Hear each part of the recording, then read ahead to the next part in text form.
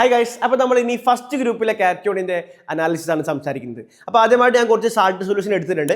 അതിലോട്ട് group identification test reagent ആയിട്ടുള്ള dilute HCl add ചെയ്യാണ്.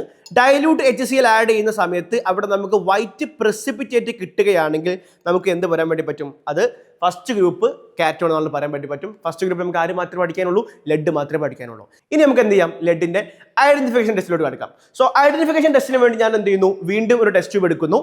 അതിലോട്ട് നമ്മൾ പൊട്ടാഷ്യം അയോഡൈഡിന്റെ കളർ സൊല്യൂഷൻ ആഡ് ചെയ്യാണ്. ഇപ്പൊ നമുക്ക് നോക്കാം എന്താണ് റിസൾട്ട് എന്ന്. അപ്പോൾ colour solution of potassium iodide ചേർത്തപ്പോൾ നമുക്ക് ഇവിടെ യെല്ലോ കളർ കിട്ടി. അങ്ങനെയാണെങ്കിൽ അത് നമുക്ക് ഈ ഫസ്റ്റ് ഗ്രൂപ്പിലെ ലെഡ് ആണെന്ന് ഐഡന്റിഫൈ ചെയ്യാൻ വേണ്ടിയിട്ട് പറ്റും. അപ്പോൾ ഇതാണ് ലെഡിന്റെ ഐഡന്റിഫിക്കേഷൻ ടെസ്റ്റ്. ഇനി ലെഡിന്റെ കൺഫർമഡ് ടെസ്റ്റിന് വേണ്ടിയിട്ട് ഞാൻ ടെസ്റ്റ് ട്യൂബിൽ കുറച്ച് സാൾട്ട് എടുത്തിട്ടുണ്ട്.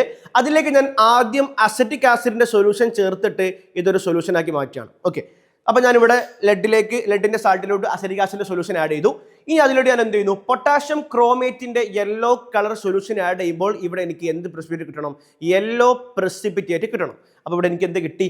യെല്ലോ പ്രസിപ്പിറ്റേറ്റ് കിട്ടിയിട്ടുണ്ട്. അതുകൊണ്ട് ഇതെന്താണ്? ലെഡ് ആണ്. നമുക്ക് കൺഫേം ചെയ്യാൻ വേണ്ടി പറ്റും. ഇതാണ് ഫസ്റ്റ് ഗ്രൂപ്പിലെ ലെഡ് കാറ്റോണിന്റെ ഐഡന്റിഫിക്കേഷനും കൺഫർമേറ്ററിയും. ഓക്കെ.